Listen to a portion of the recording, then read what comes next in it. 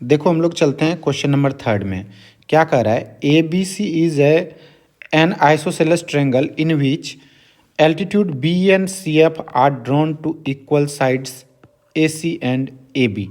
कहने का इसका मतलब है ए बी जो है ए सी के बराबर है, आइसोसेलेस ट्रायंगल है तो ये अपने को गिवन है ए बी ए सी के बराबर है। तो इसमें बी ई और सी एफ ये दोनों हमारा एल्टीट्यूड है, तो हमको ये प्रूव करना है ये एल्टीट्यूड इस एल्टीट्यूड के बराबर है। तो ये प्रूव करने के लिए हमको इस ट्रायंगल को, ये वाले ट्रायंगल को और इस वाले ट्रायंगल को हमको कॉन्ग्रुएंट प्रूव करना पड़ेगा। तो देखो अपने को क्या क्या गिवन है। तो ए बी ए सी के बराबर ये हमको गिवन है, और इसमें B E and C F are altitude, ये हमारा दोनों एल्टीट्यूड है। तो हम चलते हैं इन triangle A E B and triangle A F C. देखो ये दोनों ट्रायंगल में हम चले, ये इसमें चले तो हमारा एंगल ई जो है एंगल एफ के बराबर हो जाएगा, ईच 90 डिग्री। एल्टीट्यूड है तो ईच 90 डिग्री हो जाएगा। एंगल ए दोनों में कॉमन है, ये कॉमन हो गया दोनों में। उसके बाद देखो ए बी ए सी के बराबर है, ये बात भी हमको गिवन है। तो देखो 3 बात पता चल गया, एक ट्रायंगल को कॉन्ग्रुएंट होने के लिए 3 बात चाहिए, एंगल एंगल साइड। तो हमारा ट्रायंगल ए ई बी जो हो जाएगा कॉन्ग्रुएंट हो जाएगा ट्रायंगल ए एफ सी के। तो ये हमारा ए एस से कॉन्ग्रुएंट हो गया, ए एस से कॉन्ग्रुएंट हो गया। तो ये देखो दोनों एल्टीट्यूड, ये जैसे ही कॉन्ग्रुएंट हुआ तो हमारा ये दोनों altitude C P C T से बराबर हो जाएगा। B E equal to C F हो जाएगा by C P C T. यही प्रूव करना था, B E equal to C F, दोनों एल्टीट्यूड को बराबर प्रूव करना था। तो ये प्रूव्ड हो गया। नेक्स्ट क्वेश्चन में चलते हैं।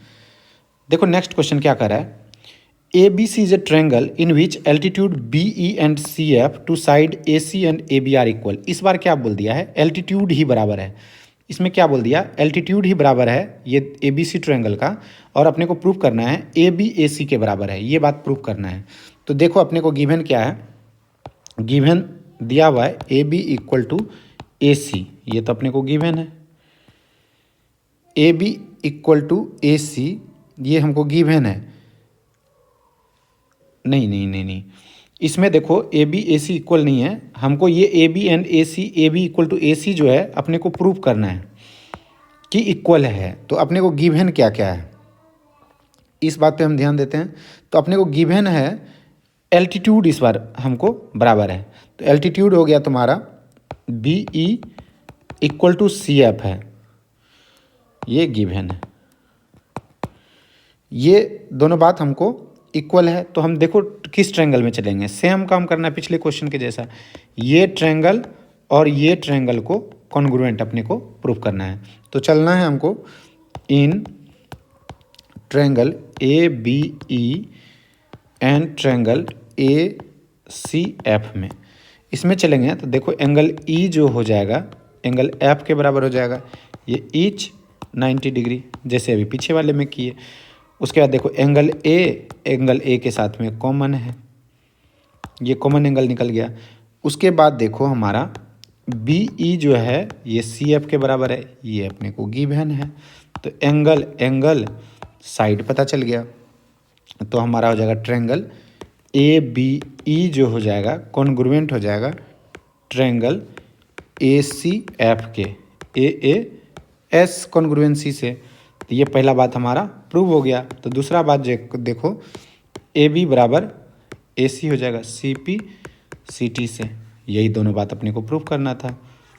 ये दोनों ट्रायंगल कॉन्ग्रुएंट हो गया तो हम ये देखो ए बी ए सी के बराबर हो गया सी पी सी टी से। तो यही प्रूव करना था, हो गया प्रूव। देखो नेक्स्ट क्वेश्चन में चलते हैं। 5th नंबर क्वेश्चन हमारा कह रहा है ट्रायंगल ए बी सी और D B C, angle A B C और D B C are two isosceles triangle, दो आइसोसेलेस ट्रायंगल है ऑन सेम बेस। देखो ये सेम बेस पे ये दोनों हमारा आइसोसेलेस ट्रायंगल है। तो हमको क्या करना है, शो करना है एंगल ए बी डी, ये एंगल और ये एंगल जो होगा आपस में बराबर होगा। तो देखो अपने को गिवन क्या है, आइसोसेलेस ट्रायंगल जैसे ही बोला तो हमारा ए बी जो हो जाएगा ए सी के बराबर हो जाएगा, ए बी ए सी के बराबर हो जाएगा। उसी तरह सेम नीचे वाले ट्रायंगल में बी डी डी सी के बराबर हो जाएगा, बी डी डी सी के बराबर हो जाएगा। तो हमको शो यही करना है, शो करना है एंगल, शो जो करना है angle A B D A C D के बराबर होगा। तो ये शो करने के लिए देखो हमको इन ट्रायंगल ए बी सी में पहले चलते हैं, ए बी सी में चलते हैं। तो ए बी बराबर तो ए सी है ही, ए बी इक्वल टू ए सी है अपने को।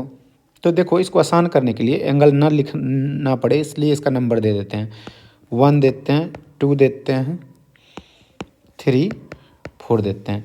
जब ये आइसोसेलेस ट्रायंगल भैया जी बोल रहा है तो देयरफॉर एंगल 1 जो हो जाएगा एंगल 2 के बराबर हो जाएगा। कैसे, angle opposite to angle opposite to equal side are equal, ये इक्वल हो जाएगा, पहला इक्वेशन हो गया।